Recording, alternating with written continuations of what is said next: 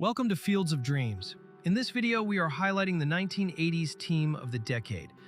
This is a better way to allow each player to shine throughout baseball history, rather than the all-century team that left off many great players. In the future, we hope Major League Baseball can retroactively officially name their teams of the decade, like the National Football League does. We highlight the Hall of Fame talent that appeared at each position. In leadoff, we have in left field the greatest leadoff hitter in MLB history, Rickey Henderson. In the 80s, Rickey was an 8-time All-Star with 2 Silver Slugger awards. He led all players in stolen bases and led in runs 4 seasons. Rickey should have won the MVP in '81, but they gave the award to a relief pitcher. For his career, Rickey has the most stolen bases and runs in MLB history, as well as having over 3,000 hits in his career.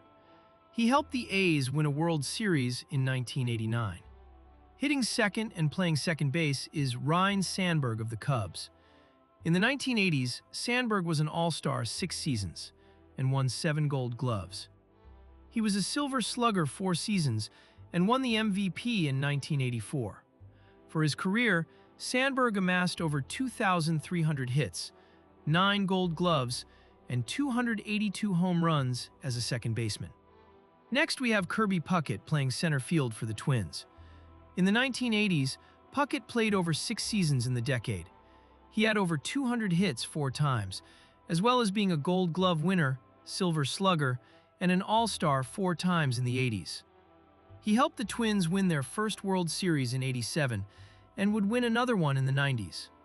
For his career, Puckett was a 10-time All-Star and 6-time Gold Glover and Silver Slugger winner. He was a clutch player in the postseason, winning 2 World Series.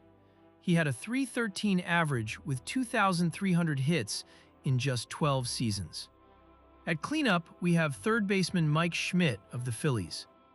In the 80s, Schmidt hit the most home runs for the decade, as he also won 3 MVP awards in the decade.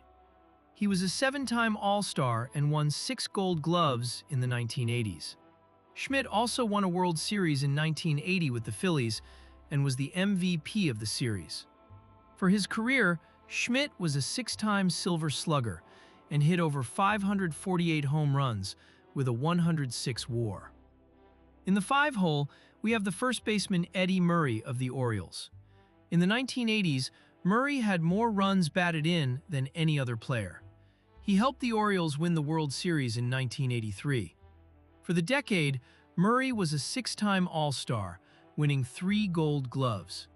For his career, Murray had over 504 home runs and had over 3,255 hits, with over 1,900 runs batted in.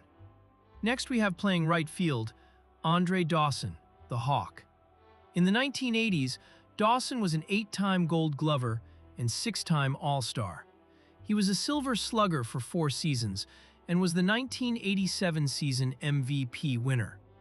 For his career, Dawson hit 438 home runs and had over 2,700 hits while swiping 314 bases. Overall, he was an 8-time All-Star and had an incredible arm. At designated hitter, we have Dave Winfield, as it was a toss-up to either put Dawson or Winfield in right field, as they both played 2 positions in the outfield in their careers. In the 1980s, Winfield was an 8-time All-Star, won 5 Gold Gloves, and won 6 Silver Slugger awards. For his career, Winfield hit 465 home runs and had over 3,110 hits. Although he missed the entire '89 season, he still makes the cut. Next at shortstop, we have the Iron Man, Cal Ripken Jr. of the Orioles. For the decade, Ripken started off winning Rookie of the Year in 1982. He was an All-Star 7 times and a Silver Slugger 5 times in the 1980s. Ripken won his first MVP award in 1983 when he also helped the Orioles win a World Series that same season. For his career, Ripken had over 3,100 hits, 431 home runs, and played in more consecutive games than any player in MLB history. Batting ninth, and not least, is the catcher of the 1980s, Gary Carter, better known as teeth. In the 1980s, Carter was an All-Star 9 seasons and was a 5-time Silver Slugger Award winner. He won 3 Gold Gloves and was a great leader for the Expos and Mets. Carter helped the Mets win a World Series in 1986.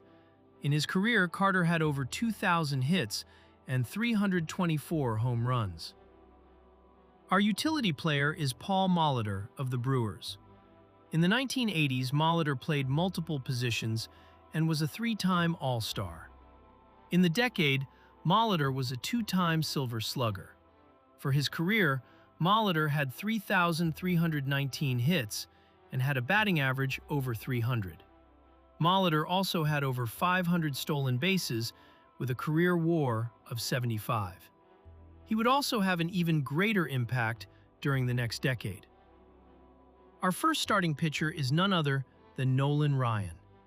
In the 1980s, the Ryan Express had an ERA of 3.14. It's the same ERA from his previous decade. In the 80s, for 3 seasons, Ryan led the league in strikeouts and was an All-Star. For his career, Ryan won over 324 games and struck out more batters than any pitcher, with 5,714 strikeouts. He also pitched 7 no-hitters, the most of any pitcher. Our last starting pitcher is Roger Clemens of the Red Sox. Clemens, known as the Rocket, pitched 6 seasons in the 1980s. He won 2 Cy Young Awards, including the 1986 MVP during the decade. Clemens would lead the league in wins, shutouts, and complete games twice within the 1980s. For his career, Clemens would win over 350 games, 4,672 strikeouts, and would win 7 Cy Young Awards, including 2 World Series. Talk about bringing the heat with those 2 pitchers. The player with the highest WAR for the decade was Rickey Henderson with 71. WAR is an objective measure of what kind of player he was without opinion. It doesn't tell the whole story, but it shows that Rickey's ability to get on base and steal bases to score runs helps his team win more than any other player this decade. Lastly, our player of the decade is Mike Schmidt, who won 3 MVPs during the 1980s and won a championship to start the decade. Schmidt also had 10 Gold Gloves at third base, so his all-around play on offense and defense is what separated him from others. And I think Sporting News had it right when they named Schmidt Player of the Decade. In summary, an amazing decade of the 1980s. We have Henderson, Murray, Ripken, Winfield, and Molitor with over 3,000 hits. Schmidt and Murray had over 500 home runs, while a few others came close to that mark.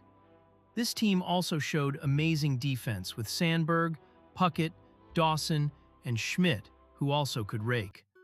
Both pitchers ended up with over 300 wins with Clemens and Ryan, and they were the game's strikeout leaders. Overall, this was a great team of Hall of Fame players who won Silver Slugger and Gold Glove awards.